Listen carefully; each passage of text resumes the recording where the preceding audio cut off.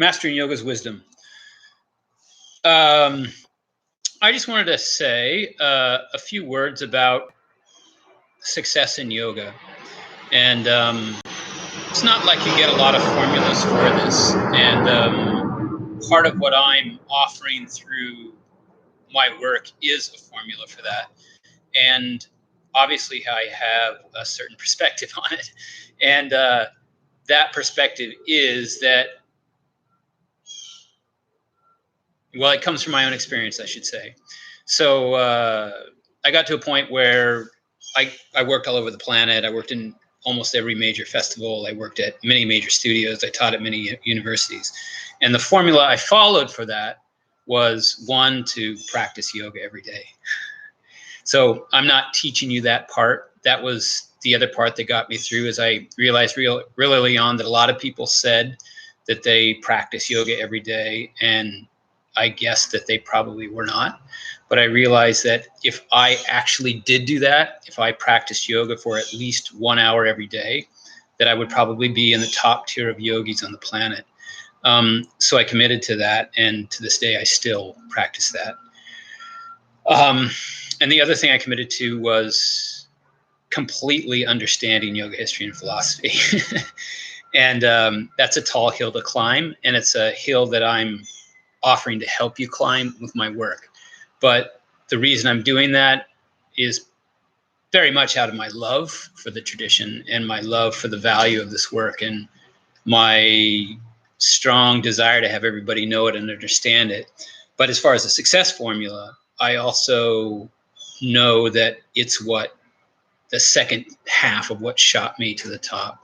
I mean, there's all kinds of intangibles about who you are and how you show up and how friendly you are, and practical things about whether you actually answer emails or that sort of thing.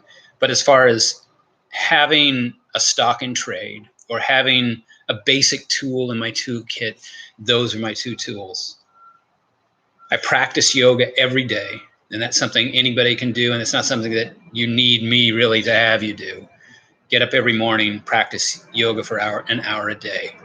And the second piece was knowing the yoga philosophy and history, upwards, backwards, downwards, forwards, understanding it in every way I could understand it, so that I knew how I was situated in this tradition. I knew what was truth and what was falsity and what people were talking about. I knew what was new in the tradition was valuable, because I could see whether it was reflected by what had happened in the past, whether it was actually a real evolute, a deep evolute of what had gone on before, whether it was just something, just kind of an add-on. It didn't have any kind of value and therefore wasn't worth my attention, or on the other hand, worth me studying and taking up and integrating into my repertoire of work.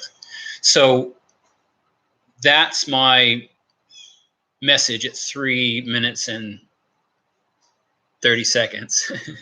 And I just wanted to give you that message here. This isn't really a Facebook Live. It still scares me a little bit, but it's in a YouTube video that I'll upload from my site.